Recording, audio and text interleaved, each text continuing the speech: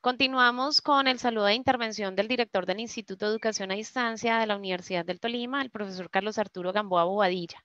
Él es magíster en literatura de la Universidad Tecnológica de Pereira, especialista en gerencia de instituciones educativas de la Universidad del Tolima, licenciado en español y literatura de la Universidad del Quindío, poeta y escritor. Muy buenas noches, doctor. Bienvenido y gracias.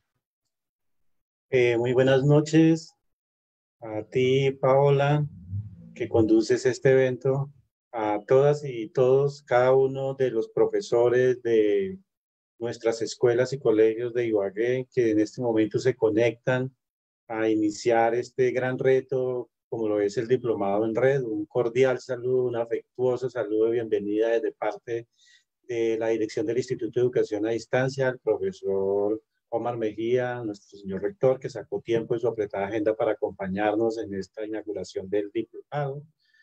El equipo de la Secretaría Municipal de Educación, a la doctora Nazli Galindo, un saludo a la doctora Jenny Mesa, también que ha estado pendiente en todo el diseño de este trabajo, y pues a cada uno de los profesores del instituto, al equipo del diplomado, a nuestra profesional Dayanis Contreras, y a todo el equipo de los docentes que van a guiar el proceso de enseñanza-aprendizaje durante estos 2 meses.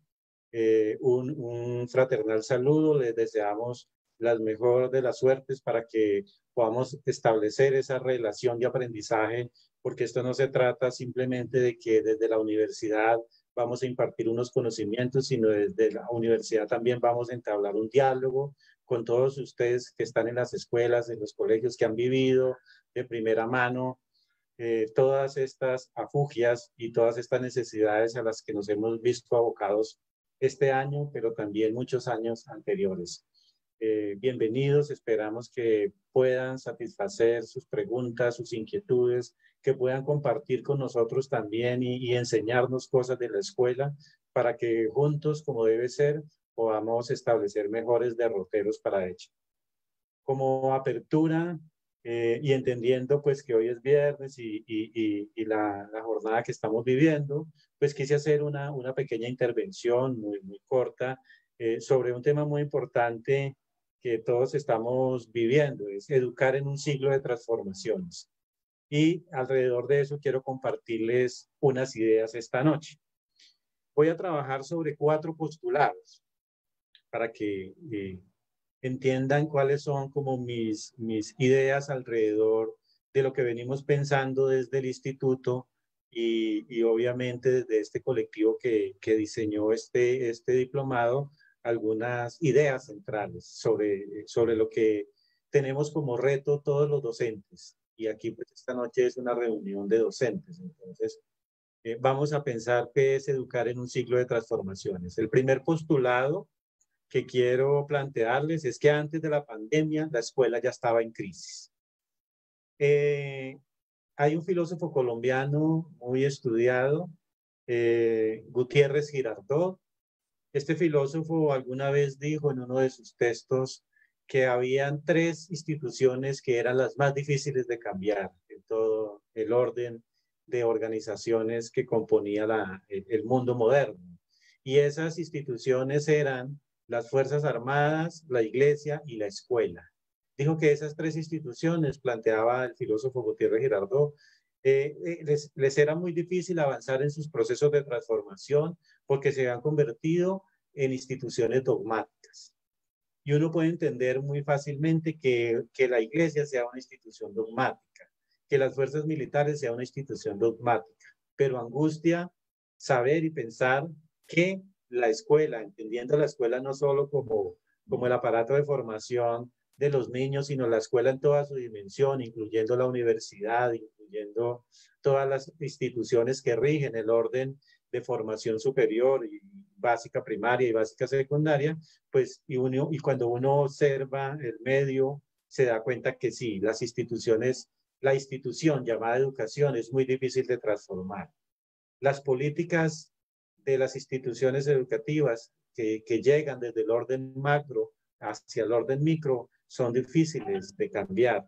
Vivimos en un estancamiento del proceso de formación. Mientras el mundo cambia aceleradamente, la escuela permanece anclada a unos derroteros que no evolucionan al mismo tiempo. Y si uno no camina al mismo tiempo en que evoluciona la cultura, las necesidades de formación, pues inevitablemente va a llegar a un escenario de atrás.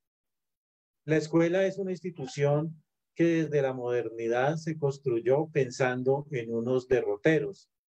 Y esos derroteros a veces contradicen el mismo proyecto de educación de la modernidad. Educar, en términos generales, en términos de Durkheim, significa formar, ayudar a formar un mejor ser humano. Y ese ser humano, esa es digamos, la primera gran apuesta de la educación en términos de la modernidad. Colaborarle al ser humano a que sea mejor, a que se forme, a que sea mejor ser humano, para que una vez formado de mejor manera contribuya a formar una mejor sociedad. Ese es el postulado general de la educación en términos universales y ese es nuestro oficio como educadores, ayudar a formar mejor seres humanos. Pero cuando uno ve el mundo, uno se da cuenta que algo está pasando, que algo no está funcionando. Porque si llevamos siglos y siglos formando los seres humanos y vemos la sociedad y el mundo como se encuentra, uno podría decir, como lo han dicho muchos teóricos, que la modernidad fracasó. Sin embargo, también hay otros teóricos que plantean que los procesos de formación no son no van concatenados al tiempo de nosotros, sino que van concatenados al tiempo histórico. Y que así como la humanidad pudo evolucionar a partir de una mirada lenta del tiempo, pues también los procesos de formación requieren mucho tiempo para que alcancemos ese ser ideal que tanto soñamos formar los que de alguna manera participamos en esos procesos, ya sea de la escuela o de otros lugares, porque los procesos de formación no solo se dan desde la escuela.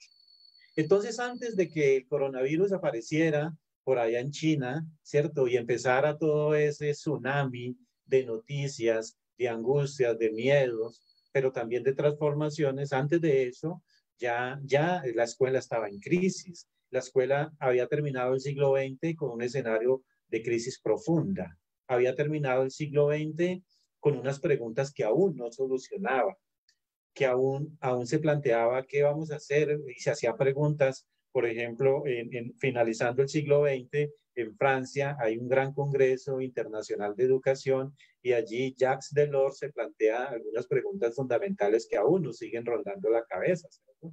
¿Cómo hacer para aprender a aprender? ¿Cómo hacer para aprender a vivir juntos? ¿Cómo hacer para transformar a partir del aprendizaje? Hoy, 20 años después de esas preguntas que se hizo Jacques Delors en ese foro en París, pues aún seguimos pensando qué ha pasado con esos desarrollos. Y entonces nos planteamos el segundo postulado. Si el primero era que antes de la pandemia la escuela ya estaba en crisis, el segundo postulado con el que trabajo es que el coronavirus hizo más latente las desigualdades en 3 dimensiones, ¿cierto? Hizo el coronavirus de alguna manera lo que hizo fue como mostrar en una gran pantalla universal los problemas de la humanidad. Y los podemos hablar en tres ejes centrales. Mostró las desigualdades del mundo económico. Mostró que lo que ya muchos sabíamos, pero que quizás olvidábamos por la cotidianidad, y los que muchos querían ignorar porque les parecía que no era su problema, que no, las multinacionales parece que no le interesa el problema de la pobreza, a las multinacionales parece que no le interesa el problema de la contaminación, el calentamiento global, a las multinacionales parece que no le interesa el problema de las desigualdades. Entonces, pero el coronavirus nos mostró este panorama, pero también nos mostró todos los conflictos sociales que teníamos en el mundo, ¿no? Entre ellos, por ejemplo, los sistemas de salud tan desiguales en el planeta, millones y millones de ciudadanos puestos a la intemperie de su salud, de su bienestar, quedamos arrojados como a un vacío de la nada en términos filosóficos. Y un tercer eje, que es el que me interesa un poco conversar más acá, es el eje de la educación. El proyecto de educación, como ya lo habíamos dicho, tiene sentido cuando pensamos en transformar la sociedad. O sea, si la educación no está pensada para transformar la sociedad y transformar el mundo, hacer un mejor mundo, pues se convierte en un ejercicio del orden técnico y no del orden humanístico. Y las escuelas, los colegios, las universidades, todos los centros de enseñanza deben estar dispuestos a la construcción de un sujeto que pueda ayudar a construir un mundo mejor. Quizás ya no para nosotros, pero sí para heredarle un mundo mejor a nuestros hijos, a nuestros nietos y a las futuras generaciones. Pero también hay que pensar que podemos construir un mejor modus vivendi para nosotros, porque, por ejemplo, como país a nosotros nos ha tocado trasegar por un camino muy dificultoso. Y sería bueno que nosotros desde la educación siguiéramos aportando en ese sentido. Pero mostró el coronavirus en esa radiografía que expuso del mundo y de país, mostró las dificultades que tenemos en acceso a la educación, en todos los niveles, desde el nivel de preescolar hasta el nivel de posgradual. Porque lo que mostró era que la educación en este país es un privilegio todavía, y no como lo reza la Constitución del 91, que es un derecho. Y al mostrar ese gran, o al mostrarlo, no, al volver a poner en el escenario de debate ese gran tema, pues volvimos a preguntarnos qué está pasando con la educación y por qué nosotros como país no hemos hecho una apuesta por un sistema educativo que verdaderamente nos ponga de punta al desarrollo humanístico, al desarrollo científico, al desarrollo cultural, al desarrollo tecnológico, para que podamos brindar esa oportunidad a tantos y tantos sujetos que necesitan de la escuela, del colegio, de la universidad, para poder construir un proyecto de vida más acorde y más digno. También demostró las grandes grietas que hay en los proyectos de formación, un sistema educativo que se ha dedicado más a copiar de otros sistemas educativos que a crear sus propias estrategias. Entonces, si el acceso, si tenemos problemas de acceso, pero además tenemos problemas de formación, pues estamos hablando de que estamos en deuda con nuestros niños, con nuestros jóvenes, de construir unos mejores escenarios. Y de olviden que nuestros niños y nuestros jóvenes son parte de nuestra sangre, son parte de nuestro devenir como pueblo, como país. Y el tercer eje que mostró el coronavirus en esta radiografía fue el de la tecnología y la gran brecha digital que existe todavía entre Colombia y otros países, pero al interior de Colombia en sus geografías, cómo tenemos unas desigualdades enormes. Los que hemos tenido la posibilidad de recorrer el país buscando diferentes geografías, nos damos cuenta las desigualdades tan enormes, la inequidad que existe, por ejemplo, entre las zonas urbanas y las zonas rurales, entre las ciudades capitales y los municipios de borde. Entonces, todos estos elementos puestos en escena fueron traídos de nuevo y nos mostró esa angustia, pero también nos dinamizó a decir, bueno, debemos actuar, porque solo actuando podemos darle respuesta al postulado 2, es decir, darle respuesta a esas desigualdades del orden educativo, por ponerlo solamente, que es el que más nos compete a quienes trabajamos y pensamos y construimos el sector educativo. El tercer postulado tiene que ver con una palabra que se volvió moda y se volvió chiste y que terminó siendo banalizada, como todas las palabras cuando entran en demasiado uso, pero sin darle profundidad a su significación. Y ese postulado lo he llamado yo, reinventarse no es un chiste. Hace unos meses en las redes sociales vi el siguiente enunciado. Decía alguien, me he reinventado tantas veces que ahora soy igual al que era antes. Y me hizo acordar de ese viejo decir también que decíamos que dio un cambio de 360 grados, es decir, volvió a quedar en el lugar que estaba. Entonces, la idea de reinventarnos, que fue puesto en el escenario, no es una idea que haya surgido con el coronavirus. La idea de la reinventarse como proyecto humano surgió a finales del siglo XX. Y surgió a finales del siglo XX cuando hicimos una valoración como especie de todos los dramas que estábamos viviendo, ¿no? Y eso tiene que ver con tres, digamos, ejes que quiero compartir. El primero es que debemos, como sujetos, asumir los problemas globales como problemas propios. O sea, no podemos seguir siendo una especie irresponsable que va por el mundo destruyendo el mundo sin darle ninguna garantía al futuro. Asumir los problemas globales significa que todos nosotros debemos ser responsables del calentamiento global, que todos nosotros somos responsables de la inequidad y la injusticia, que todos nosotros somos responsables del hambre. No es posible que nosotros en pleno siglo XXI, cuando tenemos a la mano tanta tecnología, aún nuestros pobladores de La Guajira mueran de sed y hambre. No es posible que en el Chocó tengamos esos índices de miseria tan altos. ¿Y eso a quién le compete? ¿A quién le duele eso? Siempre vivimos diciendo que eso le compete al otro, que eso es del político, que eso no es mío, que eso es del alcalde, o que eso es del gobernador, o que eso es del presidente, y el presidente le echa la culpa a otros, y así vamos por el mundo echando la culpa, pero como seres humanos debemos asumir que los problemas globales son problemas de todos. Y en ese sentido es que tenemos que enfrentar. Y mire un poco que el coronavirus nos puso en ese dilema. Si el problema para sobrevivir frente al coronavirus no es un problema individual, es un problema colectivo, es un problema de cuidado entre todos, de cuidarme a mí y de cuidar al otro. Y entonces ahí hay un llamado de atención de la naturaleza para que los seres humanos aprendamos a asumir los problemas globales.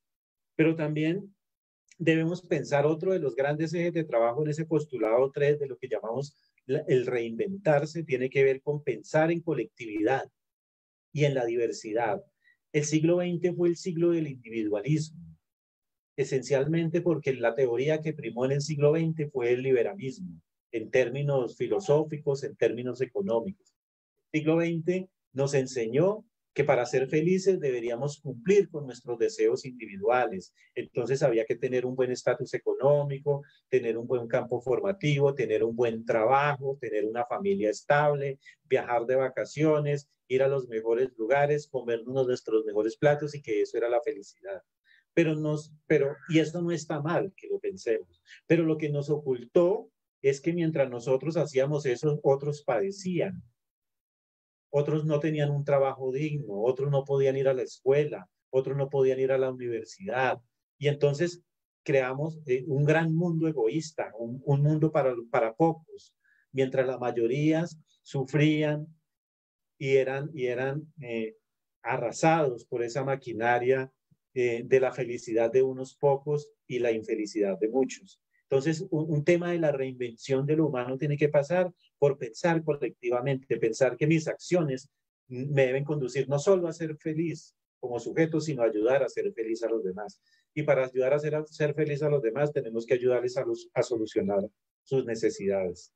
Y respetar la diversidad es el gran debate del siglo XXI, la diversidad, y ahí tenemos los grandes debates que tenemos en el planeta sobre sexualidad, sobre el feminismo, sobre la inclusión, sobre las minorías étnicas, sobre las negritudes, sobre los indígenas, ¿sí? Estamos también volviendo a decir, este mundo es de todos, tan de los diversos, no solo es de unos pocos. Y ese es algo que tiene que ver con la reinvención.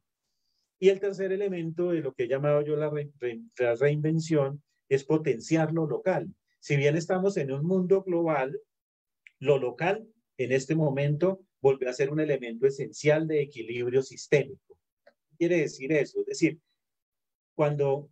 pensemos un poco en esta imagen de el coronavirus como si fuera alguien que va caminando por el mundo y nos va obligando a encerrarnos, ¿no? Entonces empieza el mundo a apagarse y a encerrarse, y después de estar llenando las playas, llenando las grandes ciudades, llenando los grandes supermercados, de pronto un ser invisible llamado coronavirus hace que nosotros empecemos a replegarnos y volvamos al hogar y nos encerremos, que volvamos a nuestros municipios, a nuestras veredas, que no salgamos de ahí, que pongamos fronteras para que nadie ingrese, que cerremos los aeropuertos, que cerremos las carreteras intermunicipales.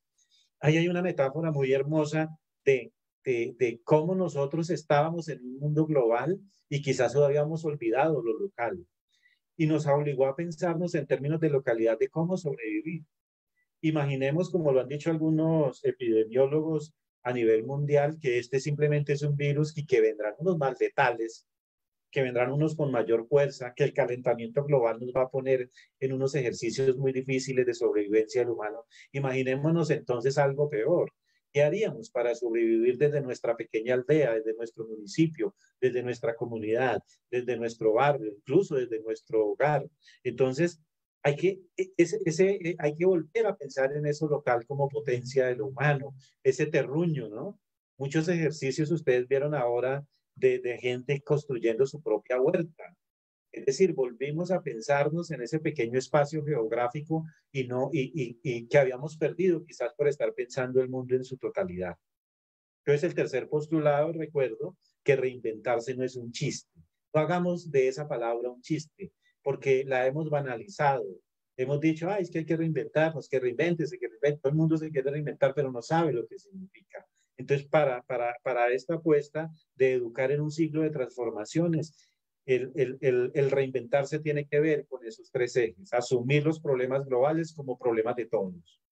Pensar en colectividad y pensar en la diversidad y potenciar lo local como un elemento del equilibrio sistémico. Y el último postulado es un postulado optimista, es que otra educación sí es posible. Es decir, si pensamos en el reto que tenemos como institución, pero también cada uno de nosotros como docente, como forjadores de futuro, que somos nosotros los docentes, los profesores de todas las áreas, de todos los niveles, lo que somos son forjadores de futuro. Si nosotros dejáramos de trabajar, de hacer nuestra labor, de cumplir con nuestras obligaciones, el futuro se vería profundamente amenazado, porque nosotros somos eso, constructores de futuro. Y esa otra educación que sí es posible tiene como 4 aspectos fundamentales desde mi punto de vista y primordiales. El primer de ellos es educar en los afectos. O sea, tenemos que volver al eje central del proyecto educativo de la modernidad, que uno educaba al ser humano para ser un mejor ser humano. Y para educar un mejor ser humano hay que hacerlo desde la afectividad, no hay que hacerlo desde el egoísmo. A nuestro estudiante, a nuestra niña, a nuestro niño, a nuestro joven hay que entregarle todos los insumos.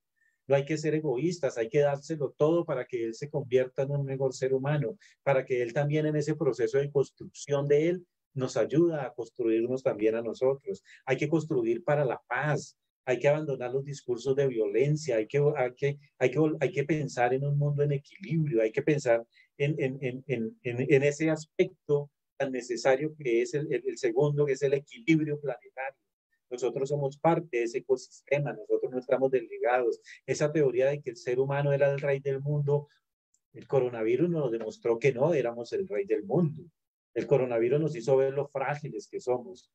Y entonces el equilibrio planetario parte por la necesidad de volver a entendernos como un ecosistema en relación con el agua, con la montaña, con los elementos, con el otro, con el diverso, para poder vivir en un mundo en equilibrio. Solo así podríamos construir un mejor mundo mañana, un mundo donde tuviéramos todas las necesidades primarias satisfechas, donde no existiera hambre, donde no existiera frío, donde no existiera gente que no tiene sistema de salud, donde no murieran niños en los orfanatos, donde todos estos problemas que vivimos y que vemos a diario solo es posible si buscamos un mejor equilibrio planetario.